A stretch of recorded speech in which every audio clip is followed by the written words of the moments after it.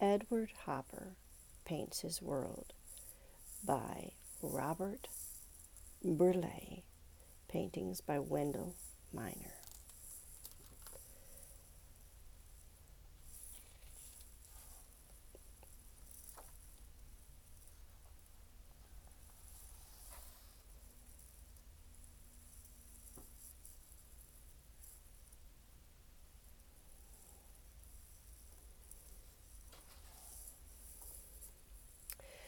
Little Edward Hopper had many dreams, but one dream was biggest of all. He was going to be a painter when he grew up. On the cover of his pencil box, he printed these bold words: would be artist. Edward drew and drew. He often gazed at the nearby Hudson River from his bedroom window, a drawing pad on his desk. Moving his pencil carefully, he would watch a sailboat or a seagull slowly emerging on his page. Magical. Sometimes he signed it with his youthful drawings like adult artists do, with his name in the lower corner, Edward Hopper.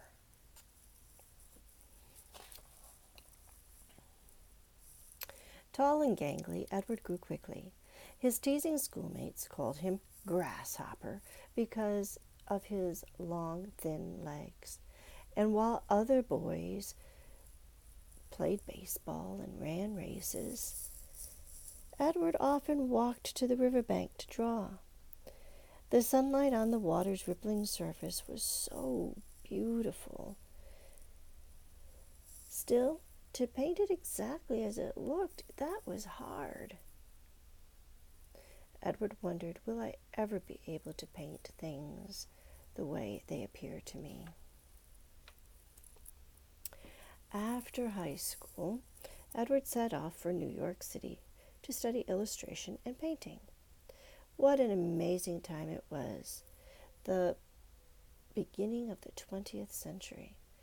The great, lively metropolis buzzed with excitement and possibilities. Edward Hopper, filled with hope, felt he was becoming a real artist. He took classes, he studied, he worked. But to become an artist, to become a painter he wanted to be, Edward needed to learn even more. Paris called out to him. It was the home of some of the world's most famous artists.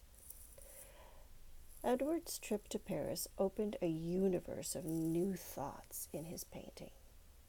Always shy, he made few close friends on his travels.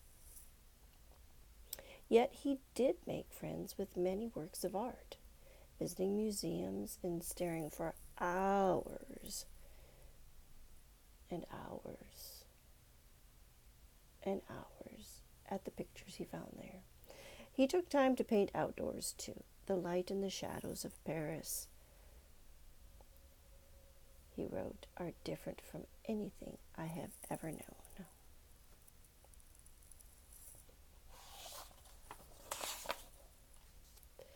Brimming with ideas for pictures, Edward returned to New York. He took a job illustrating for magazines, where some of his illustrations won prizes. Even so, he wasn't happy drawing pictures that others told him to draw. He wanted to paint the subjects that moved him deeply. But how? To save money, he rented an inexpensive apartment on the top floor of an old building. His rooms were heated only by a single stove, which he filled with coal by hauling it up each day from the basement. The bathroom wasn't even in the apartment. It was down the hall. But who cared? There was space for him to paint.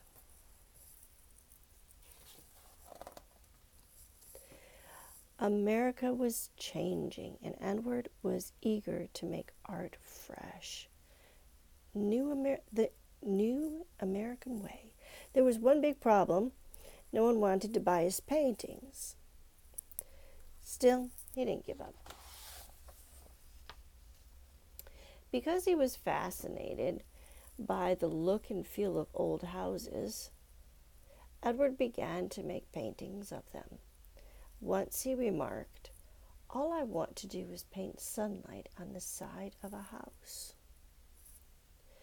But maybe Edward liked to paint houses for another reason. Many houses in his paintings seemed moody and quiet and alone, where Edward's houses, a bit like Edward himself.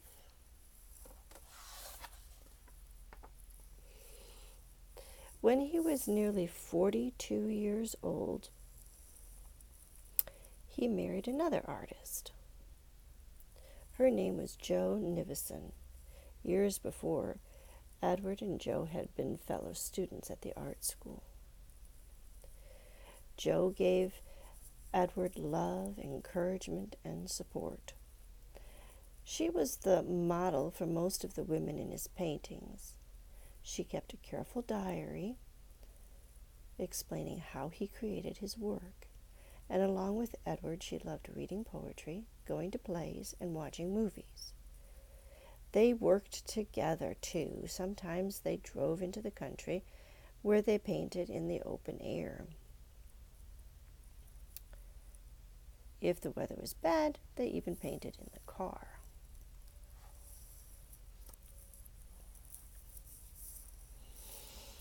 At other times, they drove north along the Atlantic coast, where Edward often painted the lighthouses they saw along the way.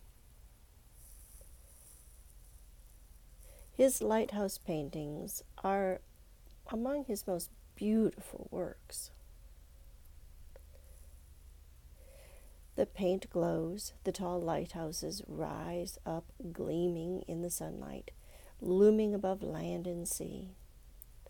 Jo and Edward later built a small cottage by the bay of Cape Cod, Massachusetts, where they spent summers working and relaxing. Here Edward painted many pictures of the sea.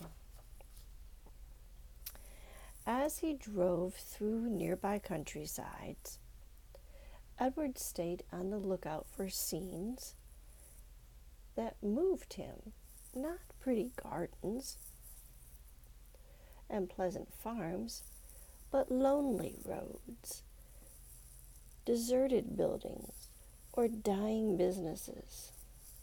One painting, Gas, shows an illustrated gas station.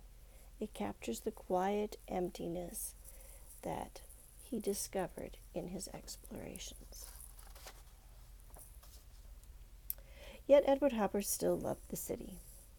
He spent many hours walking through New York streets, and as always, he was searching. He was looking for what other artists didn't paint. He wanted to paint what others didn't see. Edward wanted to paint what only he saw.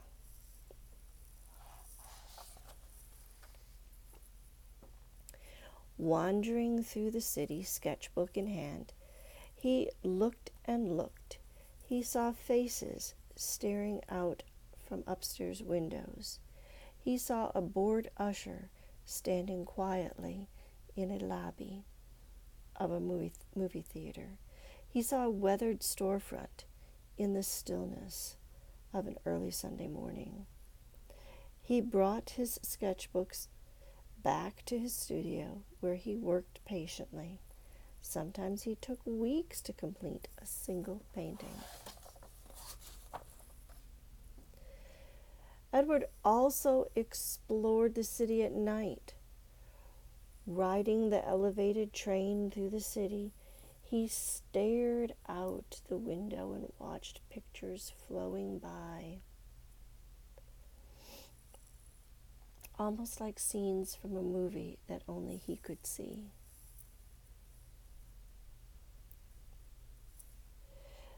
There, a couple reading in the living room.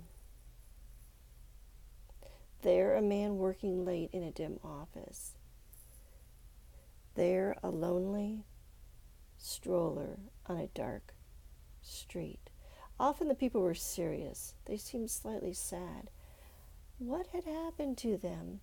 What was about to happen? These small mysteries became the subjects of many of Edward Hopper's paintings.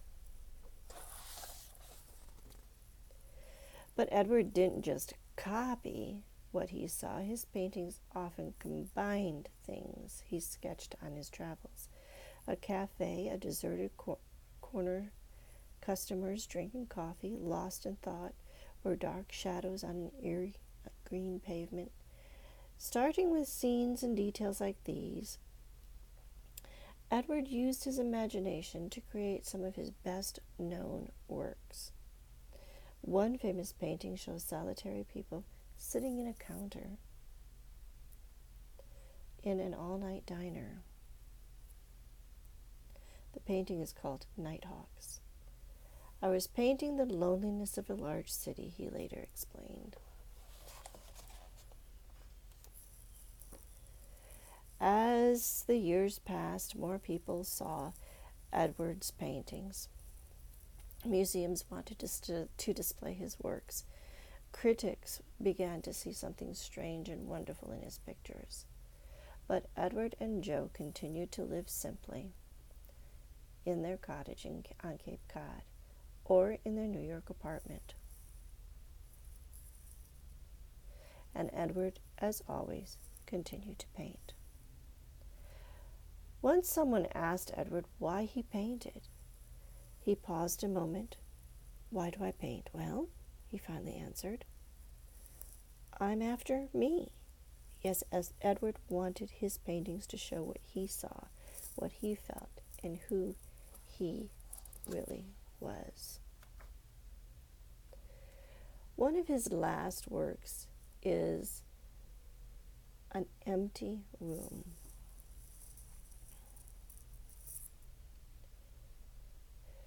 We see a room with light pouring through a window. Nothing more. All calm, all still.